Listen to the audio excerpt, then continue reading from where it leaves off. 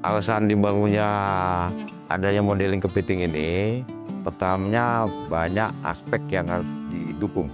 Pertama juga mengurangi eksploitasi penangkapan bibit kepiting di alam sekitar Pasuruan sini, di Purwokerto.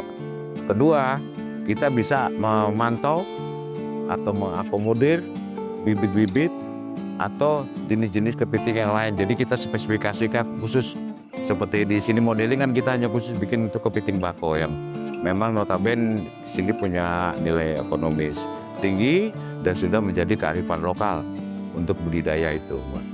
Jadi adanya modeling budidaya kepiting ini banyak sekali manfaat. Jadi untuk pengembangan teknologi, pengembangan termasuknya juga untuk sebagai wadah serapan teknologi budidaya kepiting, yaitu modeling kepiting di Pasuruan seperti itu.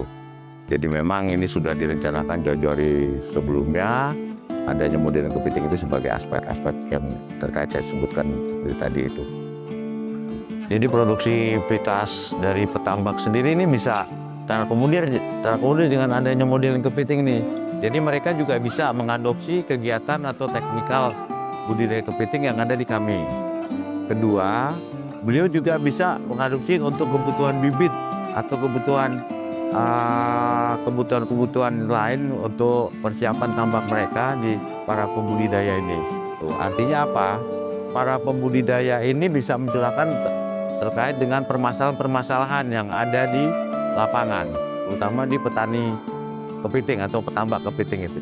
Jadi petambak itu dia bisa menyeragamkan ukuran untuk kegiatan mereka di budidaya tambak itu sendiri. Jadi rata-rata yang kita sarankan mereka adalah minimal 50 gram gitu. Nah, 50 gram, ukuran 50 gram itu kalau di kami di model itu sudah bisa kita hasilkan dari model pembenihan atau budidaya kepiting itu. Jadi ukurannya bisa seragam, ketahanannya juga bisa kita pantau, serangan penyakit apapun bisa kita kendalikan seperti itu. Gitu. Jadi petambak itu mendapatkan satu bibit yang relatif lebih baik daripada dia harus menangkap di alam gitu. Dengan liarnya dia menangkap di alam tidak memperdulikan ukuran, tidak memperdulikan kelengkapan tumbuhnya apa segala macam penyakitnya juga dia terpantau. Tapi dengan adanya kita ini kita pantau semua.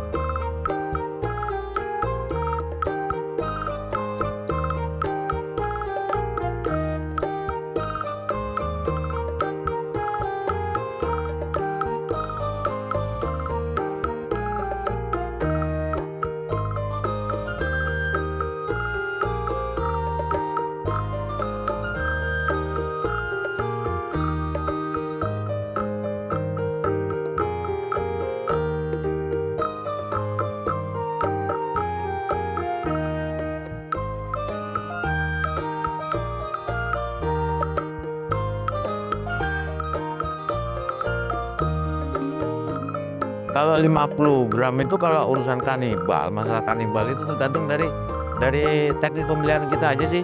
Sebenarnya kita pemeliharaan dengan pakan yang cukup, dengan kandungan protein dari yang cukup, dengan termasuk dengan suhu air, salinitas air yang cukup itu bibit segitu tuh udah bisa dijadikan bibit untuk dikembangkan lagi, dibesarkan lagi di tambak-tambak mereka.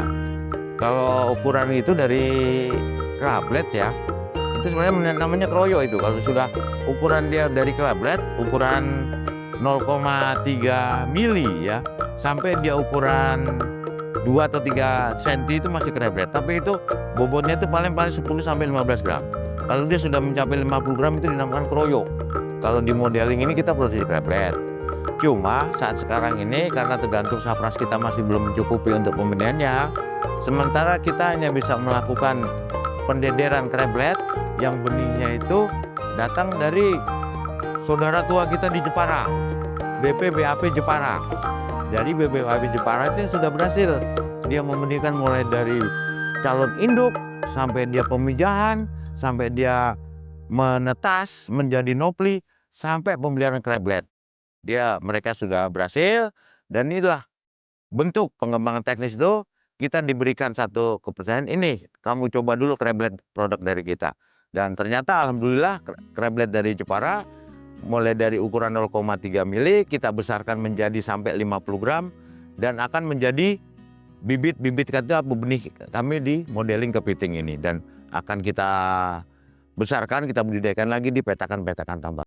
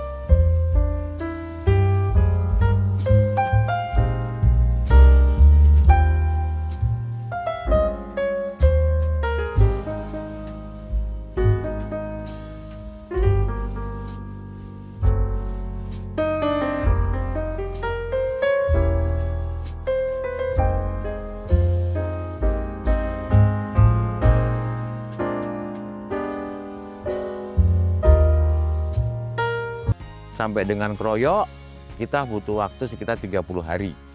Jadi bahkan bisa mungkin 30 hari itu total. Sebelum 30 hari itu kita sudah parsial dulu. Mana sudah masuk ukuran di 50 gram itu, nah itu sudah kita pisahkan. Jadi kita tiap 5 hari sekali melakukan grading. Grading itu men-size sesuai dengan ukurannya dan mana potensi yang sudah bisa masuk untuk dipetakan tambak, seperti itu. Per 5 hari sekali kita grading.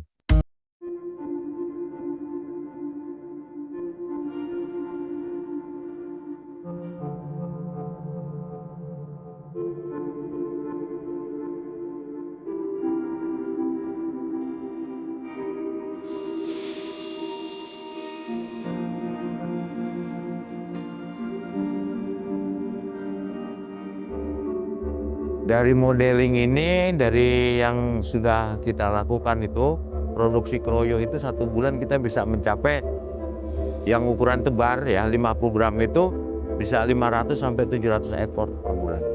Gitu. Itu murni dari hasil nursery, dari kreblet kita besarkan, kita dederkan sampai dengan kroyo, kita produksi 1 bulannya bisa sampai 500 sampai 700 ekor tergantung dengan ukurannya. Kalau kita target, artinya mulai dari kapan ini dimulai sampai gitu. Jadi sebenarnya modeling berdiri ini untuk operasionalnya belum 1 tahun. Kita operasional itu dimulai pada bulan Oktober untuk operasional produksi, gitu. Jadi masih terhitung sebenarnya 1 siklus kita di sini.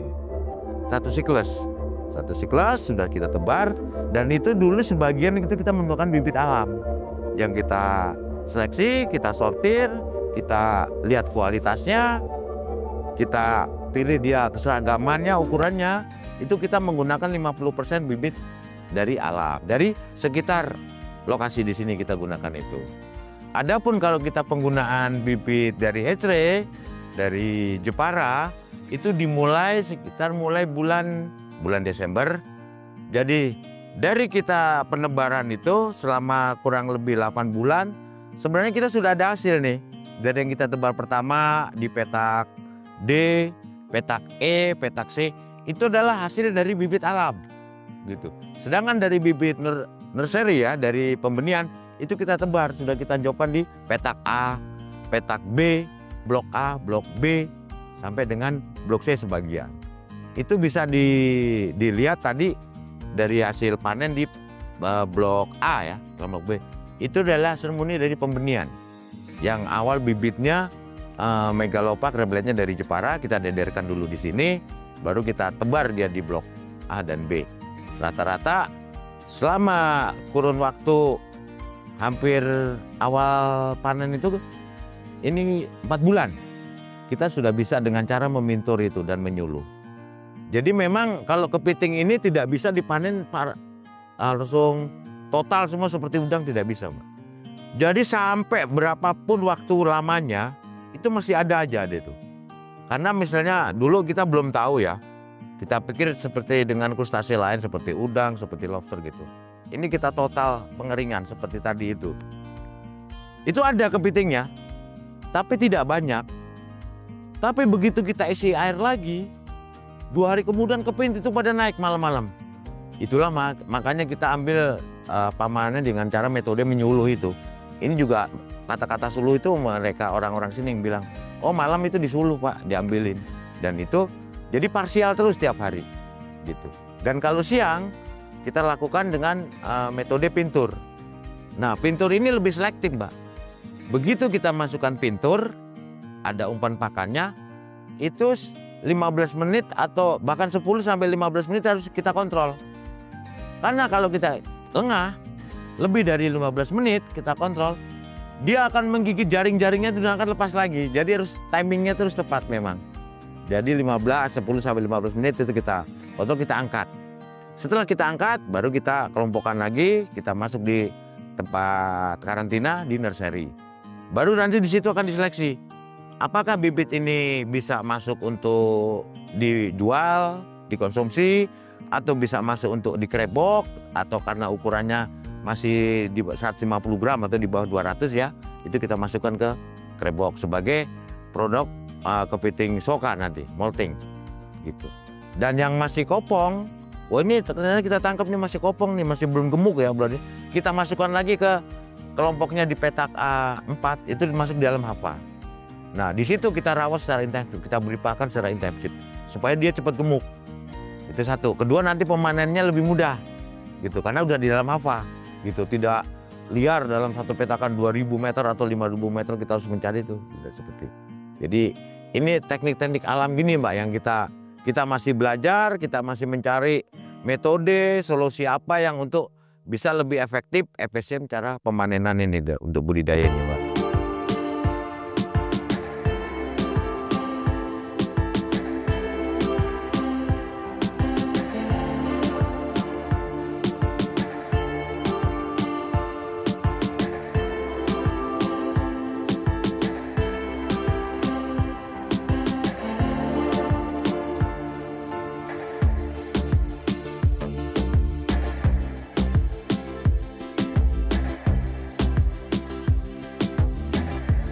Jadi kalau alam itu kita tidak bisa menyeragamkan. Untuk volume, komoditas itu kita belum bisa memetajir seperti itu. Gitu. Itu satu. Kedua, dari keseragaman antara bibit alam dan bibit itu masih jauh. Tetap harus seragam yang di bibit dari pembenihan. Bibit alam sulit untuk mencapai target keseragaman. Dari ketahanan serangan penyakit atau dia sudah terkena virus atau parasit, ini yang dialami lebih rentan seperti itu. Jadi banyak sekali keunggulan yang karena pembenihan, terutama dari volume. Kita bisa menghitung, mengacu mau target berapa, volume berapa. Tentunya kita bisa memanajemen dari bibit pembenihan. Tapi kalau dari bibit alam, kita hanya ketergantungan dari supplier, dari petani atau mungkin kantor. Itu satu. Kedua, kita belum tahu jelas ini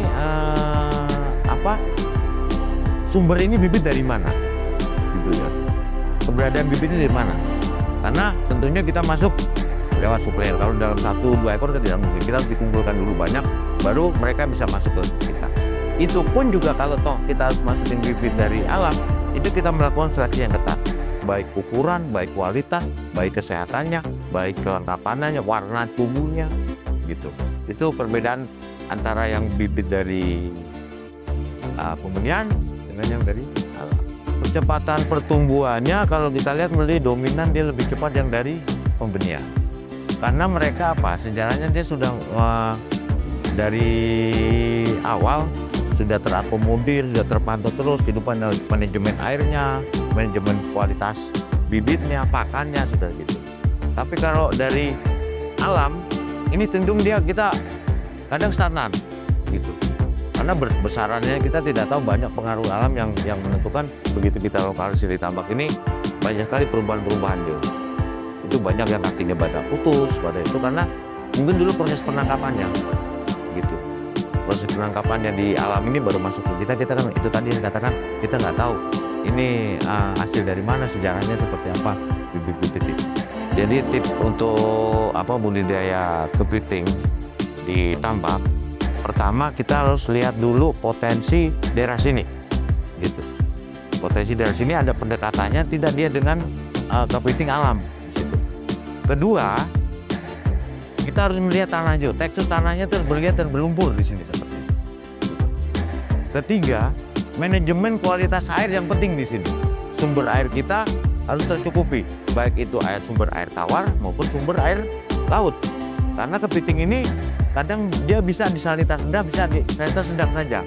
Di salinitas 10-15 pun dia hidup. Gitu. Tapi dia tidak akan tumbuh. Jadi kita gitu. Ketiga, berikutnya keempat ya mungkin ya. Sumber pakan kita juga harus tersedia, terutama di pakan kerang, di pakan kerangnya. Kalau pakan rujanya ikan mungkin kita bisa cari di daerah lainnya. Tapi pendekatannya di sini sumber pakan kerang yang kira-kira masih murah dan bisa diakomodir gitu ya secara mudah, itu harus ada.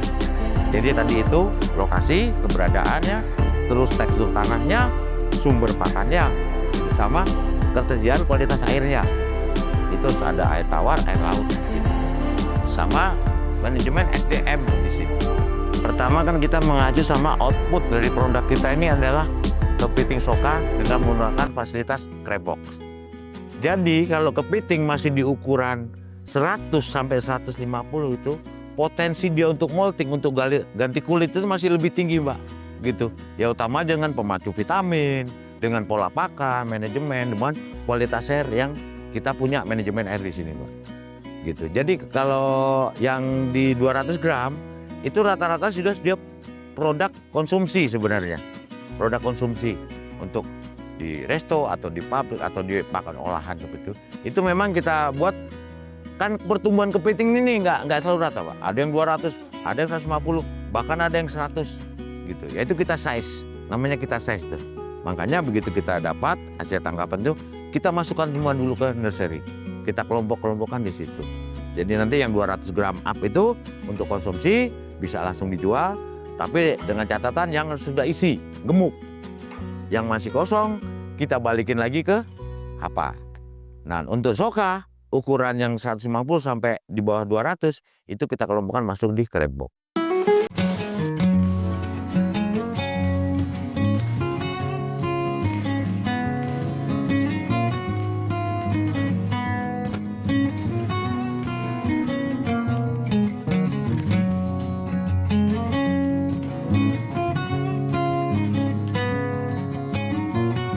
Sementara kalau untuk permintaan customer kita selama ini, kita juga masih belum berani meluncing lebih lanjut ya. Cuman hanya dari info ke info. Kebetulan kalau di sini ini banyak sekali para pengepul atau distributor yang sudah terkoneksi dengan restoran, dengan hotel, dan itu kadang jumlahnya besar. Jumlahnya besar. Itu distributor atau ini ya pengepulnya. Dia nggak mensuplai gitu. Jadi karena scoop kita masih kecil, volume kita masih kecil, kita masih menggandeng mitra kita. Mitra kita di sekeliling ini banyak, Mbak, ada pengumpulnya. Mungkin nanti salah satunya juga ada, Mbak, saya kenalkan sama pengepulnya dia. Jadi kita bermitra dengan mereka. Nih, ibaratnya saya punya 20 kilo, 30 kilo. Kalau kita menjual sendiri kan tanggung, Mbak, gitu. Jadi kalau si pengumpul ini bahkan dia sudah bisa 200 kilo, 300 kilo dia langsung berangkat. Seperti itu. Jadi kita bentuk kemitraan dulu karena kita juga masih baru, produksi kita masih belum maksimal, kita masih belajar dalam tahap di modeling budidaya kepiting ini, Mbak.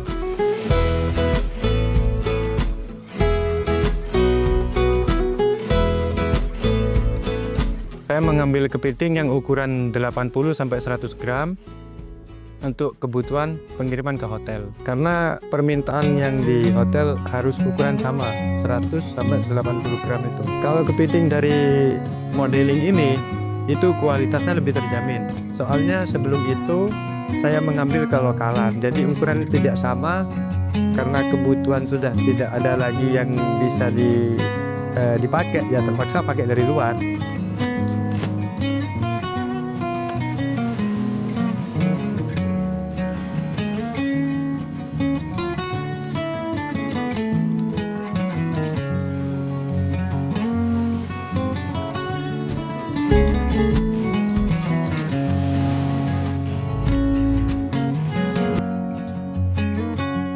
Kalau soal rasa lebih enak kepiting dari budidaya. Itu rasanya lebih gurih. Kan setahu saya dari modeling ini kepiting soka itu pakan terjamin. Terus kualitas kan jadi bagus dan gemuk gitu. Terus capitnya itu utuh. Kalau capitnya nggak utuh itu kebanyakan disortir. Nah kebetulan di modeling kepiting ini kualitasnya kayak capit, terus kakinya itu lengkap. Kalau yang dari luar itu capitnya kurang satu, dan kadang harga itu diturunkan lagi sama konsumen saya gitu. Harapan ke depan itu lebih baik saya tidak ambil di luar, cuman ambil di modeling kepiting untuk stok yang 200 kilo itu tadi.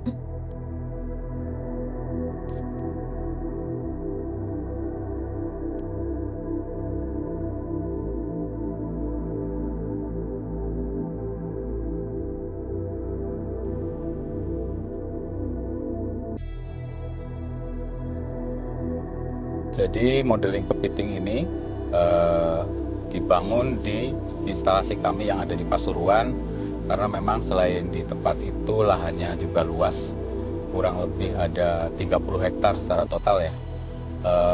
Selain itu juga Pasuruan merupakan salah satu sentra untuk penangkapan dan nelayan kepiting yang ada di Jawa Timur. Di situ juga sudah ada vegetasi seperti bakau dan lain sebagainya yang mendukung untuk kehidupan kepiting. Sehingga di situ juga diduga banyak kepiting yang sudah terbiasa memijah ataupun besar di situ, sehingga nantinya ke depan bisa juga memanfaatkan masyarakat sekitar untuk membudidayakan kepiting di sekitar modeling yang kita bangun.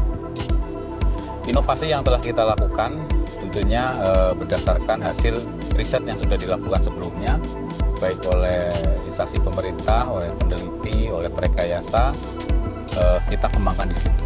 Dalam hal ini KKP nantinya akan mengembangkan ini sebagai percontohan yang akan dikembangkan di seluruh Indonesia yang memiliki sumber daya alam yang cocok untuk budidaya. Dari tahapan pembenihan, kita berharap akan melakukan inovasi mulai dari pematangan induk, dalam hal ini untuk menghasilkan bonat yang siap pijat dengan kualitas larva yang tinggi, tentunya dengan rekayasa mulai lingkungan maupun pakan, sehingga induk-induk tersebut bisa matang dengan bagus, menghasilkan larva yang kuat dengan survival rate yang tinggi. Kemudian di pembenihan, kita sudah membangun pembenihan, tentunya kita akan didampingi oleh Jepara dalam hal ini yang sudah terlebih dahulu Balai Besar Budidaya Air Payo Jepara untuk mengembangkan pembenihan kepiting.